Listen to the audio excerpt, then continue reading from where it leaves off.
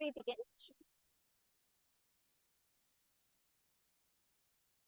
Sure.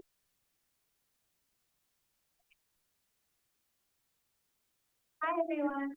Hi everyone. Thank you so much for coming to my demo. Today we're going to be talking about home brewing mock. Just a quick intro in case you guys weren't on the previous panel and don't know who the hell we are, why we're doing what we're doing. I'm Alex John. I'm the founder and brewer here at Hana Makgeolli. We're actually the brewery's like 5 minutes from here, in the most like northern corner of Greenpoint, east of the Pulaski Bridge.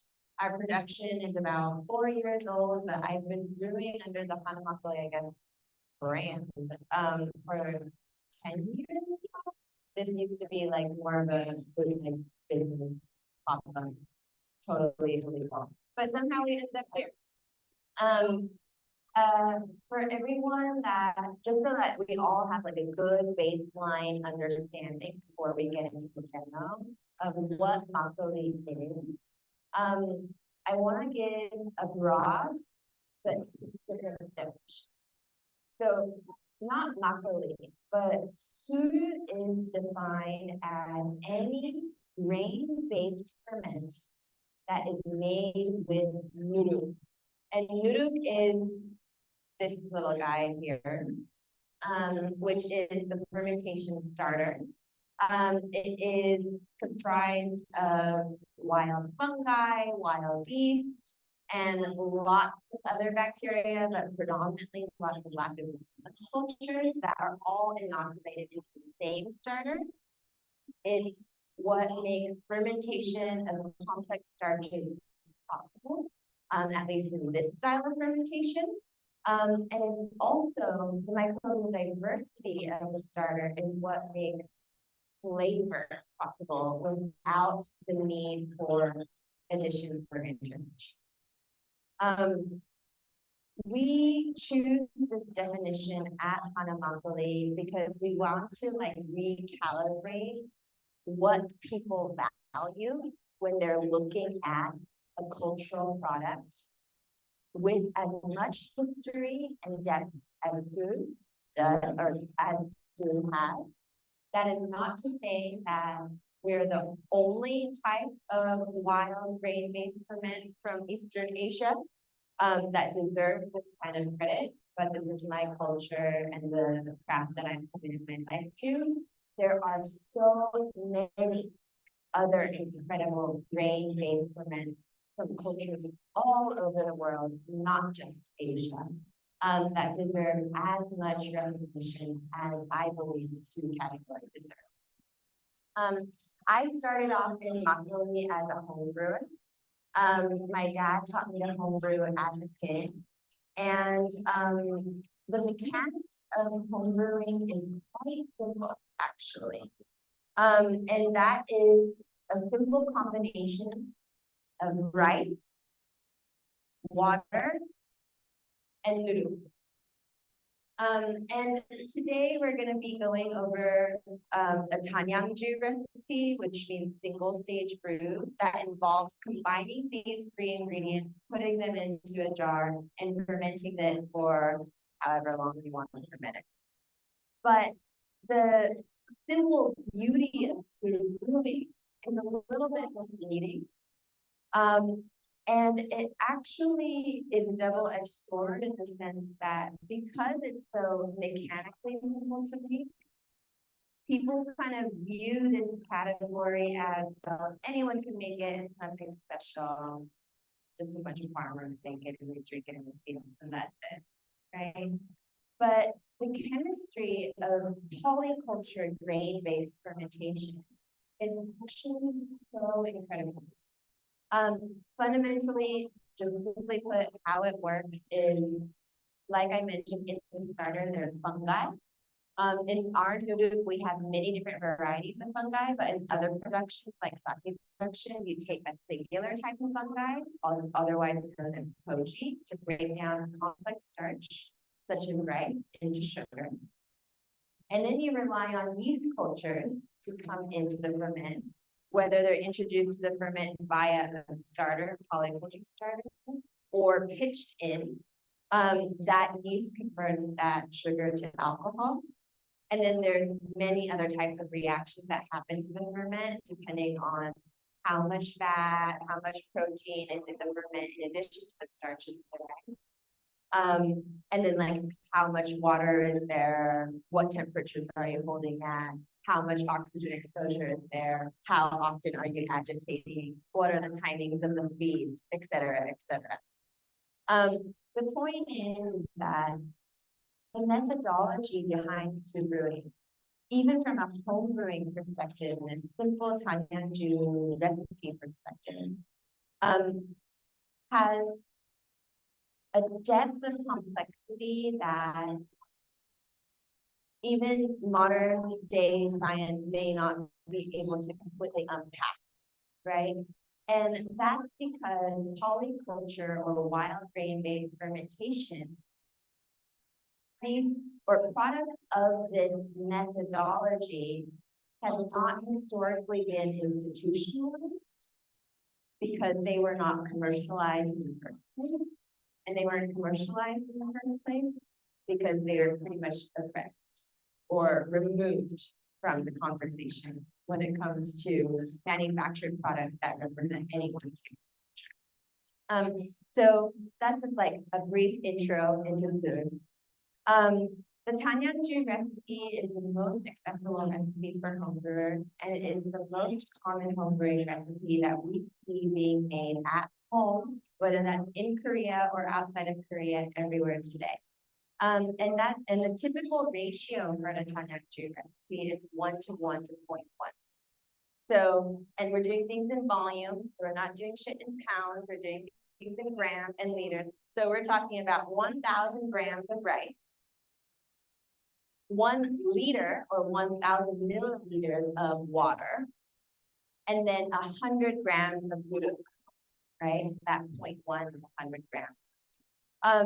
I don't want to, it's not a prescriptive recipe, depending on your style, depending on whether you want it sweeter or drier or more acidic or less acidic, you can change those ratios, but generally speaking, a 1 to 1 to 0.1 ratio is going to give you the most successful Tanyanju. Me, and the way I define that is actually not by taste. It's actually by considering whether there was a full conversion of starch to sugar and a full conversion of sugar to alcohol. Is the ferment healthy, right? Tanyanjus, on the flip side of being simple, is one of the more volatile recipes in food living. A Tanyanju recipe can ferment for years, right? And even if you refrigerate it, even after it's been, done with primary fermentation, it reignites and keeps going. Tanyanju recipes from that perspective are not necessarily commercially viable products, but still are a delicious and yummy aspect of food. When it comes to your rice, today we have 1,000 grams of sweet white rice from Pollock Farms in the Sacramento Valley of California. You can generally use any rice of any varietal, but the key consideration is available starches, implying available sugars.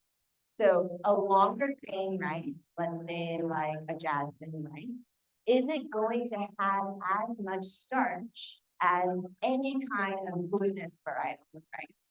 If you're going to do a Tanyanju recipe, you want to make sure that there's sufficient amount of original sugars available to achieve the ABV levels that you want, which is why across the most Tanyanju recipes, we see chupsa or glutinous rice or sweet rice being used, because the density, the amount of starch that's contained in a single grain is that much more than any normal table rice that you could purchase. The first step in home brewing and even in commercial brewing is preparing your grain appropriately. The first step is washing.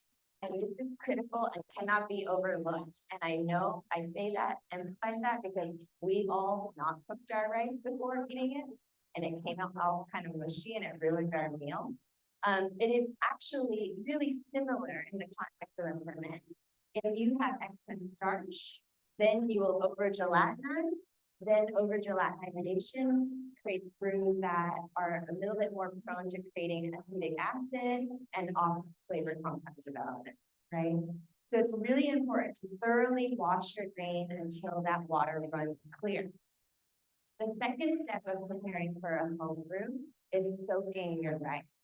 If you're doing about 1,000 grams of chapsa, you want to be soaking for a minimum of 30 minutes, but ideally 2 hours. And that is in cold filtered water. Cold water because you don't want to get ahead and cook your rice or semi-cook your rice.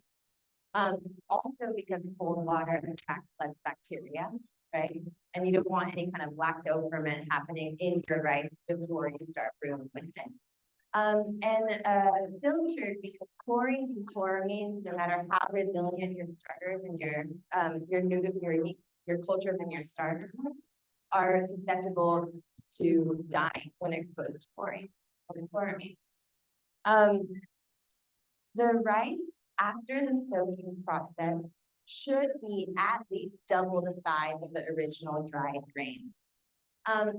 One, of course, that is an important indicator, like observationally, to say, hey, my rice is ready to cook. But also, that expansion is critical for thorough gelatinization.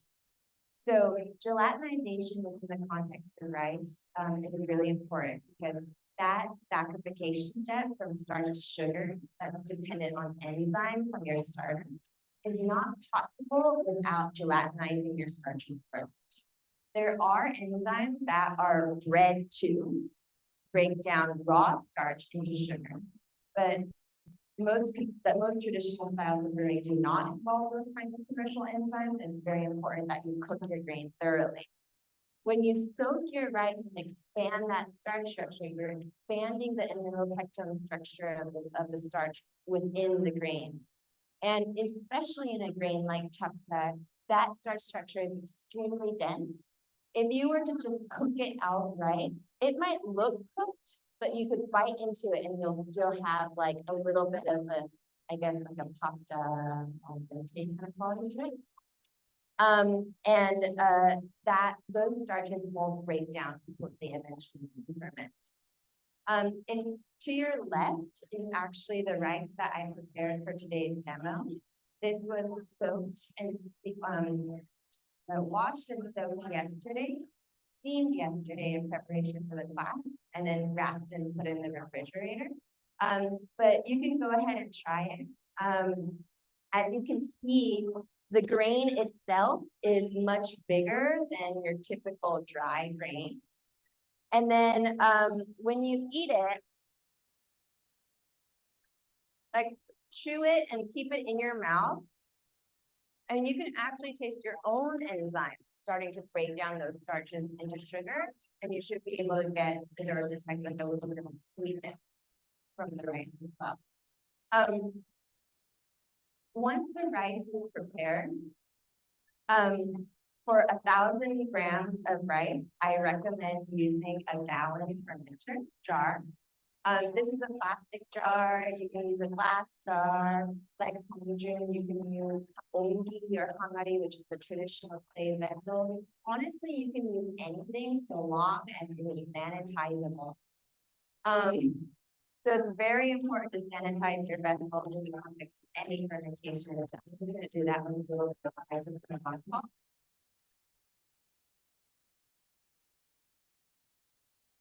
The alcohol will evaporate away. You can use star sand. You can use a bottle of vodka that you ever drink at home. You can use a bottle of soju, so long as it's above like 25%. Whatever it is, it's very important to sanitize your jar.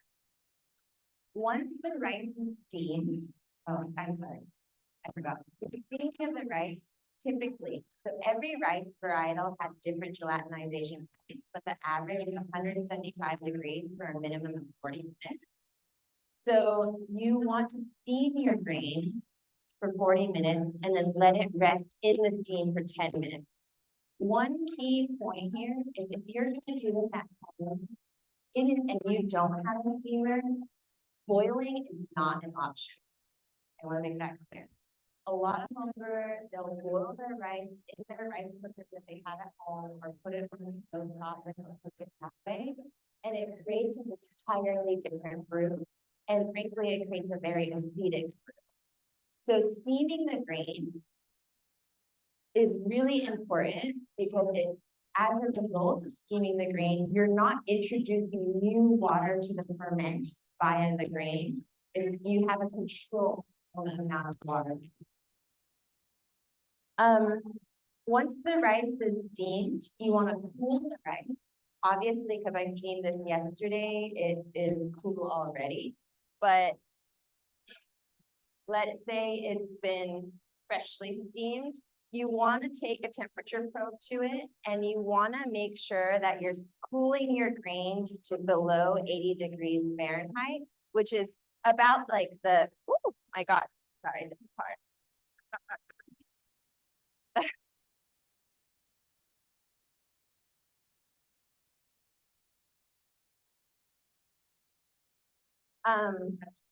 Thank you.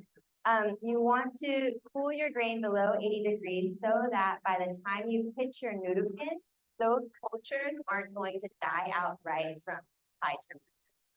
And 80 degrees is like generally the limit for most yeast cultures, especially. You're going to put your rice into the sanitized jar with clean hands. I did wash my hands before this.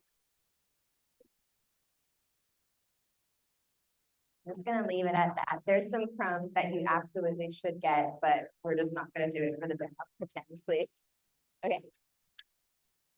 And once your rice is contained in your jar, you would think that you could put just the rest of your wet ingredients in there and just mix it and let it go. Actually, what I learned from my teachers is that incorporating your noodle dry onto your rice and massaging it for 20 to 30 minutes at minimum really helps start the enzymatic breakdown of those starches into sugar, and it gets that process going faster. So this is 100 grams of noodles. You're gonna put it into your vessel.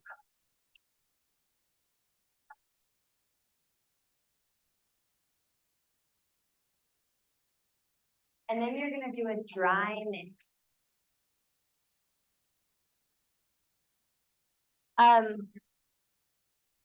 The idea is I mean, if you can imagine, right? The idea is to get some noodles on every single piece of grain of rice in your ferment. This makes sure that there's no non-homogeneous pocket where it's just rice and, you know, it's not breaking down. This makes sure that sorry, can't do this both at the same time. And eventually you will be able to taste like 20, 30 minutes in that the rice, even though it's dry and it doesn't seem like it's fermenting, it's not yet, but eventually it'll get sweeter on its own and you'll be able to detect that on your palate. And that is, of course, the example of early saccharification. Let's say this has been going for 20, 30 minutes. After you start to see you're happy with the amount of incorporation there is in your brew, you're going to add your water.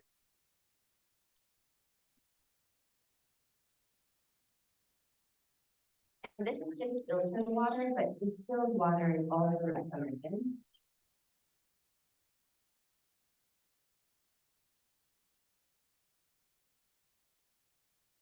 And please make sure that the water is at room temperature, but certainly no higher than 80 degrees. And then you're going to start mixing. While the dry mix, we can maybe skip that or cut it short. It's kind of debatable whether like it is absolutely necessary for a successful home brew. The wet mix is not optional. And some teachers will make you mix for like an hour. No excuses. And I used to never really understand why.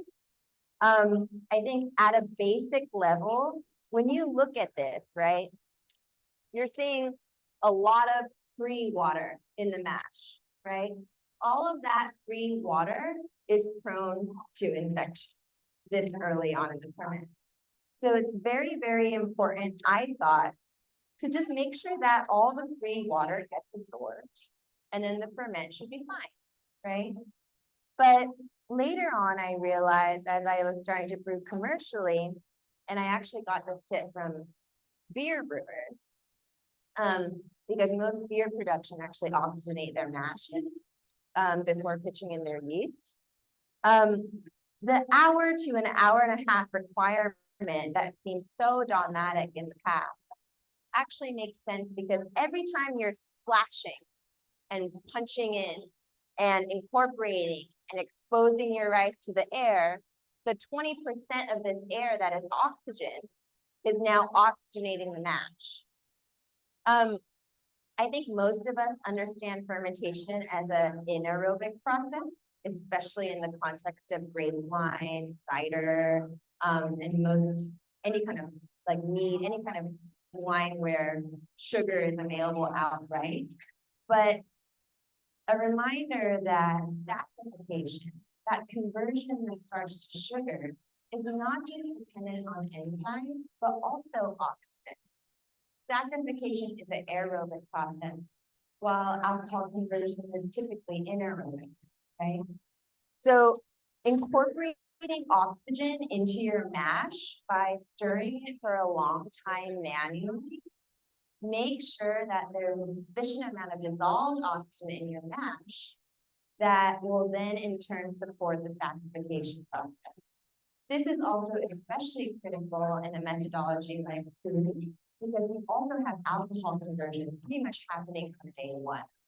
What happens with alcohol conversion, as probably most of you guys know, is an immediate layer of CO2 starts to build up, after which point oxygen cannot get back into the brew unless you're physically agitating.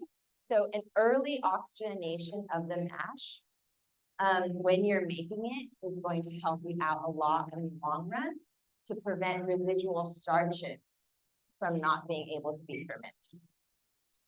I need to keep doing this, so we can move on to the next wine as I do this. In the middle in front of you is our Takju 16 that is actually not filtered and about 3 weeks into fermentation. We pulled it off the tank today. This is the midway point between the rice on your very left and then the finished wine on the very right. As you can taste, it's super fruity right now. It's still really sweet. It has a lot going on from an acidity perspective. And it tastes yum, right? It's also not that strong. The Takju 16 ferments for a total of 28 days for 4 weeks. So we're 3 weeks in and we have another week to go. And for most of our ferments, the minimum number of days is 4 weeks. So essentially 1 to 2 months of fermentation time. Now, when it comes to home brews, fermentation times vary greatly when it comes to home brews. Some people in some forums online will say you can make a makgeolli using a tanyeonji recipe and filter it within 5 days. To which I say, like, how's the inside of your fridge looking? And also, like, how sweet are these wines? And whether it's a 4,000 liter mash or a 2.5 liter mash like this, I think that the minimum fermentation time is at least 2 weeks for you to create a product that is stable enough that it won't make a mess in your fridge, that you can open and enjoy without worry, things like this. But again, it is totally up to you and also like what you want out of the final flavor. Generally speaking, the younger you ferment, or like the shorter time you ferment, it will be a little bit sweeter and a bit more esterified and a little bit more like edgy, I would say. Or with like a bite and like the alcohol heat, you'll be able to detect it reads really sharp. While in longer ferments, you of course will be fermenting drier, so you'll have less residual sugar. And in addition to that, you'll have higher ABV. The wine should taste a little bit more integrated and less like kind of filling. I don't know how else to describe that. So that's the takju in the midway point. It still is very clearly takju, and you'll understand what I mean by that when by the time you get to the next line. But you can also tell that it still has that edge, right? That young edge. At this point, I think it's been about like 5 minutes since I started mixing, 5 to 10 minutes. And as you can see, the texture of the homebrew changed entirely. There's still a good amount of freestanding water. So I'm going to continue mixing and also oxygenating. But the point is that the water absorbs fairly quickly. Another thing that I want to show you guys is that actually on the top of this mash, there's already little bubbles starting to form. Oh, yeah. You see the little bubbles?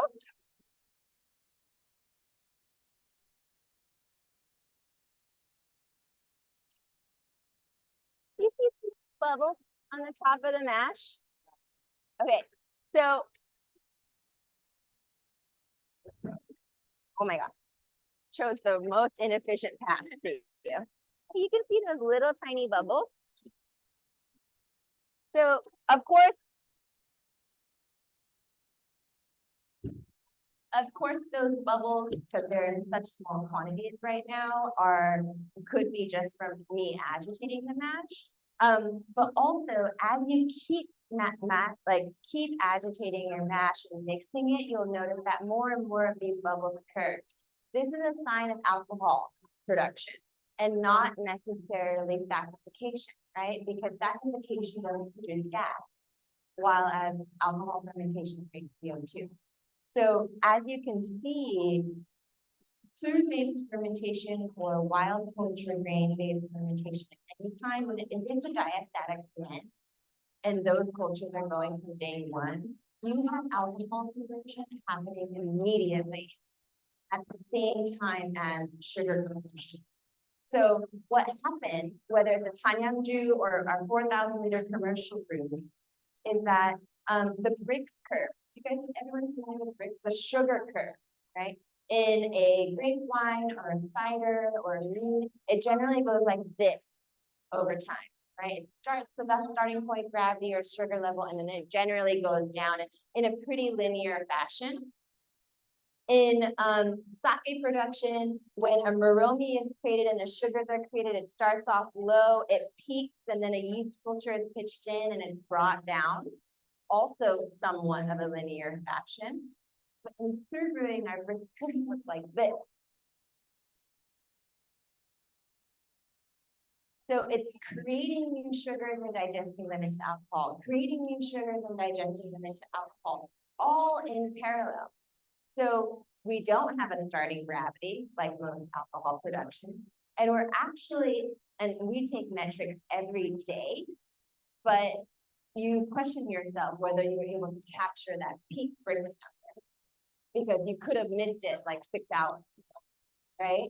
So we actually don't know even the maximum, right, for most brews. We have luckily figured out a way. That's just by applying enzyme to rice in a little sample and seeing how much you can sacrifice. And for sweet rice, white rice, if you're getting thorough saccharification, you're getting levels of like 26 to 27, 28, which is quite high. Super sweet, right? And so as a result, when you're doing grain-based fermentation, if you're fermenting to dryness, if you're fermenting healthy, you can actually ferment up to 18, 19, 20% alcohol. And at Hana Makgeolli, we actually ferment closer to that, like in the 16 to 18 range. And then sometimes we'll have to dilute the product back because it's a little bit too hot for at least like what that QA was intended for. But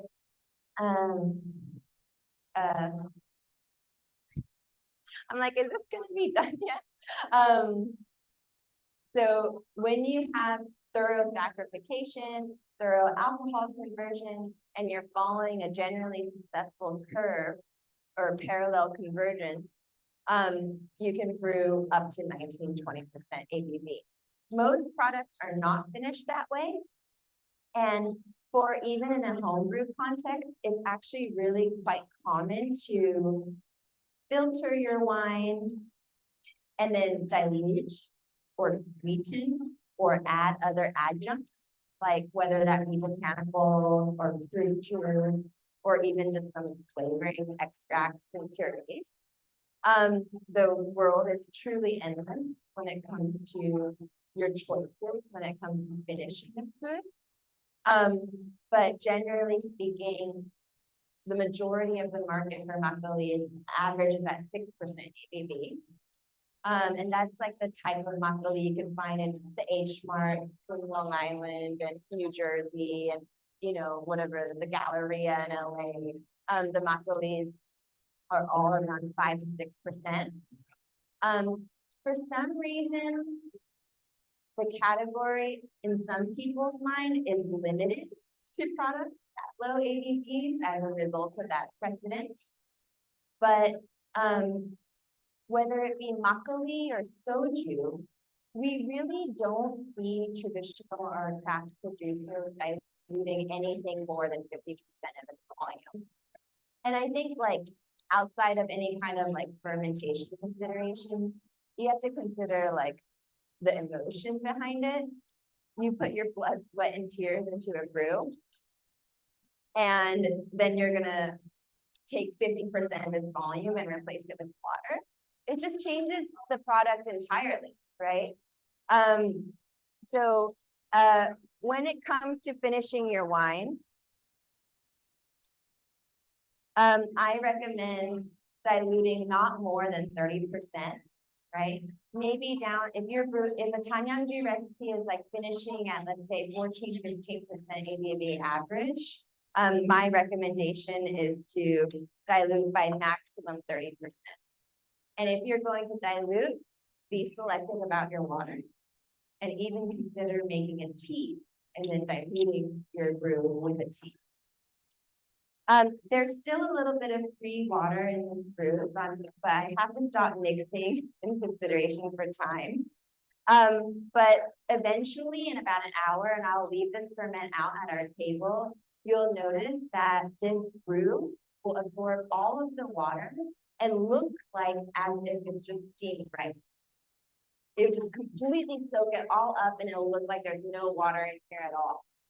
Next day, you'll start to see liquefaction and the rice starting to expel the liquid that it has because the enzymes are going in and breaking down the structures that would typically be holding that water in the first place. You'll also start to see lots of bubbles forming, right?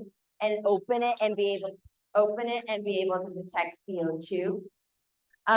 It's really important that you do not leave your home brew like this also, and to wipe down the sides with a paper towel that I do not have, and sanitize the inside of it, clean the outside of it, and then place like a cheesecloth or some kind of like material over the top to prevent any kind of bugs from getting in, because fruit flies love this stuff. And then to place your jar lid on it very, very lightly. Do not screw down, right? We all know, I mean, not we all know, some of you might know, but point is, if you screw this lid down, you will be creating a bomb, right? So do not like let air be venting out. If you are as a home brewer and have stuff with airlocks, even better, right? And you're gonna allow that brew to ferment for anywhere between 14 to 30 days is my recommendation. You'll start to notice in the ferment, like signs of it, you knowing that it's a good ferment is you'll start to notice a separation of layers. There's going to be solid rice at the top that still is in the process of breaking down.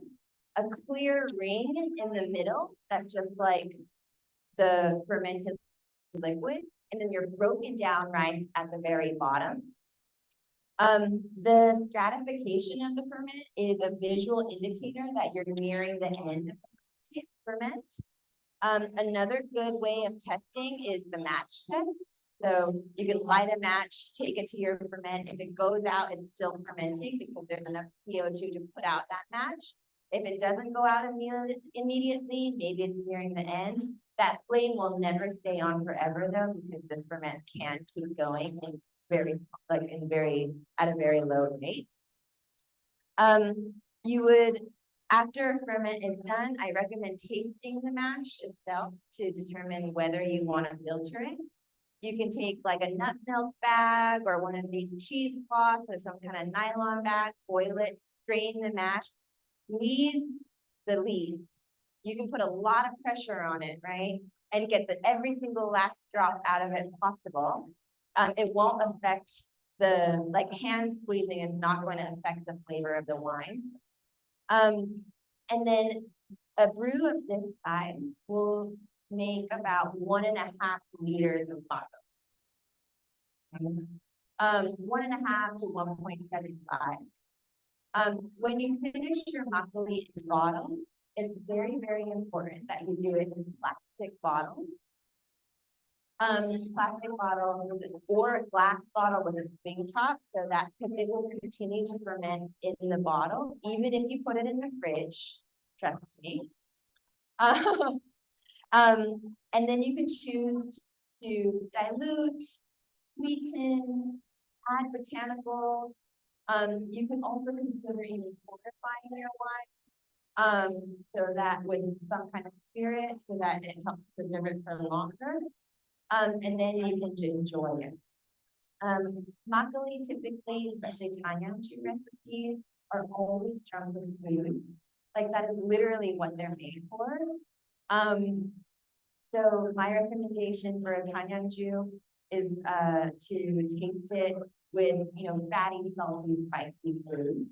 If you take the takju on the very right, you'll notice that the finished wine is really, it tastes so much like the wine in the middle. But it's a little bit more integrated, a bit more high ABV. There's a nice lactic acidity that will quench any of the saltiness, any of the spice from a dish that you enjoy. And similarly, Tanyangju's are typically characteristic of our takju 16, meaning super fruity, a little bit of RS, depending on when you finish it, and quite lactic. When it comes to other tips for caring for your home brews, my recommendation is to not touch it too much, right? Do not be putting it on top of your refrigerator or putting it next to your radiator. Put it in the coolest, darkest spot in your home.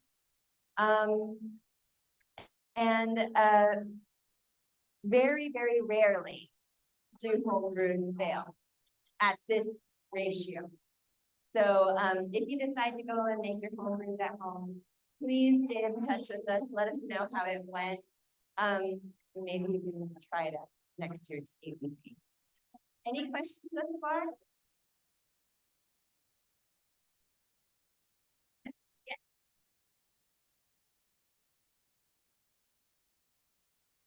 Go about the process of infusing a makgeolli?